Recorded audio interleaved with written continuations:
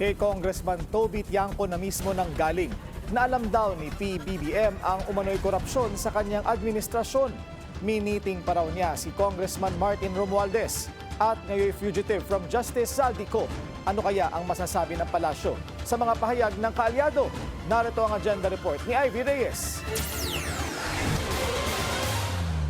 2 taon na ako dito, wala akong napapagawa dahil kayo ni Saldi, kinukuha niyo yung pera ng Congress. So he knew? Yun ang sinabi niya. Pinabulaanan ng Malacanang na kumpirmado ang sinasabing usapan ni Navotas City Representative Toby Tiangco na nasaksihan niya raw kastiguhin ni Pangulong Bongbong Marcos, si presidential cousin and late 1st District Representative Martin Romualdez at Zaldico. Ayon kay Tiangco, pinagalitan umano ng Pangulo ang dalawa dahil sa pagkakamkam ng pera sa Kongreso. Martin, kayo ni Saldi, ilang bahay ba ang gusto niyo sa Forbes Park? Gaano karaming aeroplano, helicopter? That is the president's asking Martin. Yes, helicopter kailangan nyo. Gaano karaming caviar ang kaya nyong kainin? Ilang Ferrari gusto nyo? Maraming.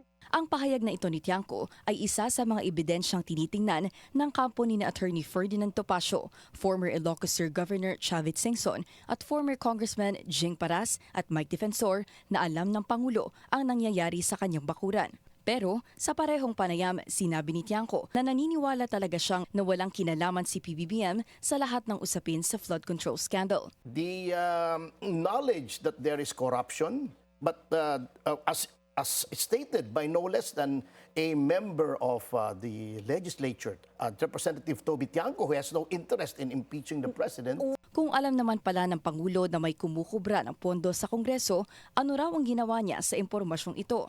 Dagdag ng kampo ni Topacio, bukod dito, makapal ang inihain nilang impeachment complaint laban kay PBBM dahil nilabag-an nila ng Pangulo ang halos lahat ng nasa konstitusyon maliban sa treason. Sagot ng palasyo, wala pong naibibigay sa ating anumang mensahe ang Pangulo patungkol sa sinasabing pag-uusap nila ni Congressman Toby Tiangco.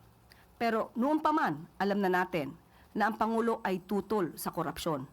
Kaya nga po nagsimula ang pag-iimbestiga dahil naramdaman niya at nakikita niya kung paano ba inabuso ang pondo ng bayan.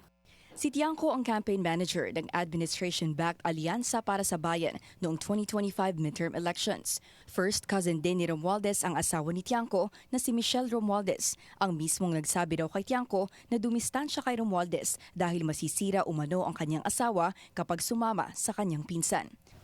Formal lang inihain ang pangalawang impeachment complaint laban sa Pangulo ngayong araw at sa pag-recuse na presidential son sa pag-usad ng impeachment complaint, saan kaya hahantong ang huling 2 taon ng Pangulo. Para sa agenda, Ivy Reyes, Billionaire News Channel. Manatiling nakatutok sa Billionaire News Channel, sumubaybay sa aming social media accounts at mag-subscribe sa aming YouTube channel para sa mga eksklusibong balita at storya.